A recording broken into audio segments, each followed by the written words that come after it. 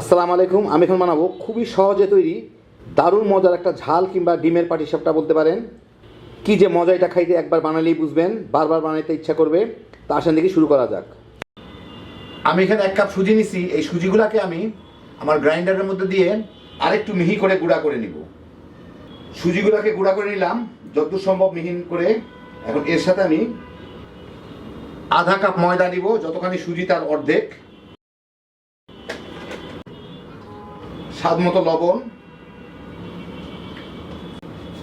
এখন এর সাথে পানি দিয়ে আমার একটা ঘন ব্যাটার তৈরি করে নিতে হবে। পাটিসাপটার পিঠা যেরকম ব্যাটার হয় সেরকম একটা ব্যাটার তৈরি করে নিতে হবে। অল্প অল্প করে পানি দিয়ে পছন্দ মতো একটা ব্যাটার তৈরি করে নিব।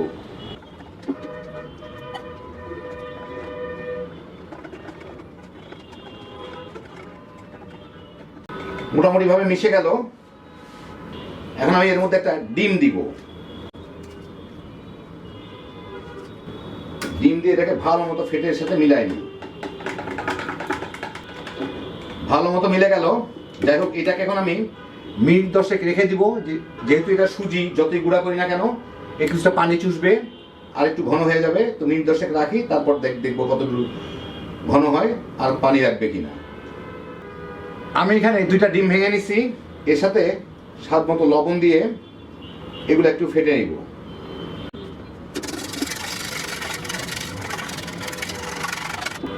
বাস হয়ে গেল।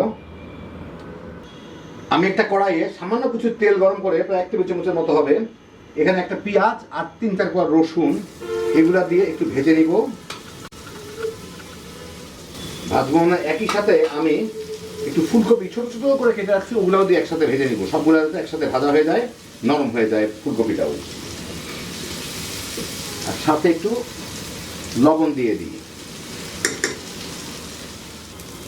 7-8 মিনিট ভেজে ফুলকপিগুলো সিদ্ধ হয়ে গেলে, নরম হয়ে গেছে, চাপ দিলে ভেঙে যাচ্ছে, একটু পোড়া পোড়া দাগও লেগে গেছে, পেঁয়াজগুলো বেশ সুন্দর ক্যারামেল হয়ে গেছে, ক্যারামেলাইজ হয়ে গেছে আর কি। এখন আমি চুলাটা বন্ধ করে দিলাম।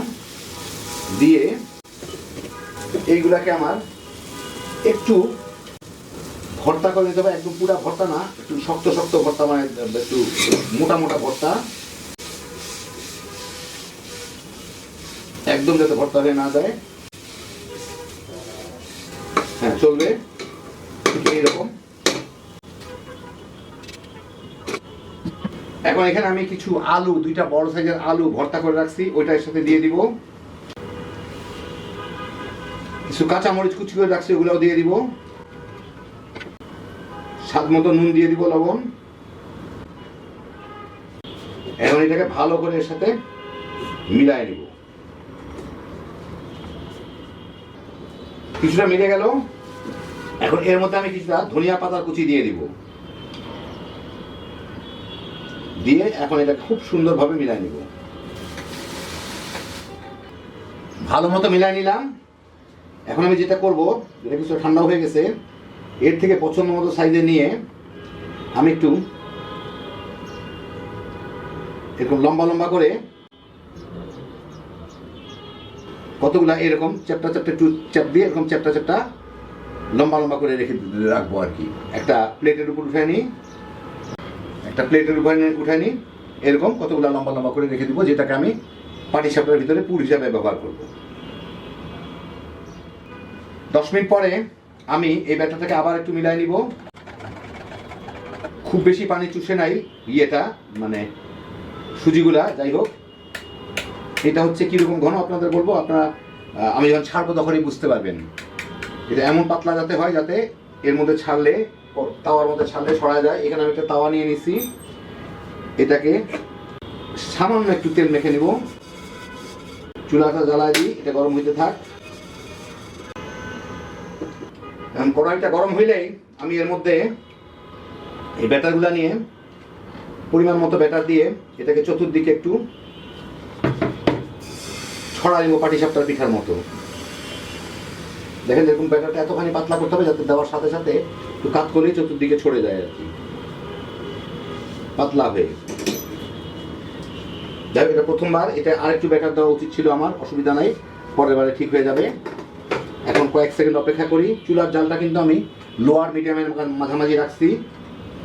উপর দিকটা শুকায় গেলেই আমি এর মধ্যে এই যে ডিমটা ফেটে রাখলাম, এখান থেকে পরিমাণ মতো ডিম নিয়ে এটার উপরে ছড়াই দিব চতুর্দিকে। খুব বেশি না, ডিমের একটা পাতলা লেয়ার যাতে হয় এখানে।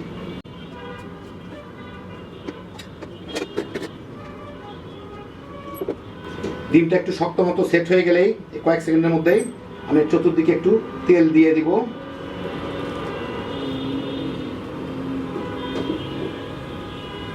এইটাকে এখন সুন্দরভাবে উল্টায় দেই। এই চামচটা একটু তেল দিয়ে নিই, নাহলে উঠানো মুশকিল হবে।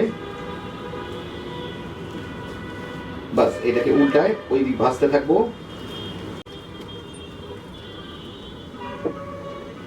সেই ফাঁকে আমি এই যেগুলা বানা রাখলাম, এগুলার থেকে একটা আলু নিয়ে এক পাশে দিয়ে দিব। এটা আমি মোড়ায় নিয়ে নেবো, একটু চ্যাপ্টা করে দেই। এর একটু ভালো মতো ভাজা হইতে থাক।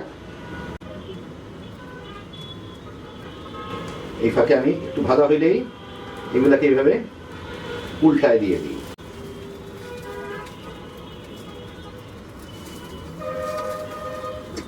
সুন্দর মতো ভেজে নিলাম। ওই দিকটা আর একটু ভেজে নিই। দুটো বোঝার সময় ভালো মতো ভাজা হয়ে গেছে, দেখি একটু। হ্যাঁ, সুন্দর মতো ভাজা হয়ে গেছে। এখন এইগুলাকে আমি একটা প্লেটের উপর তুলে নিব, এরকম করে ভেজে নিব সবগুলাকে। আর প্রথমবার আমি যা তেল দিছি, কারণ তারপরে যে তেল দেওয়া হয়েছে ভাজার জন্য, এই জন্য আর তেল দেওয়ার দরকার নাই। এখন এগুলা খালি দিয়ে দিলেই হলো ব্যাটারগুলো।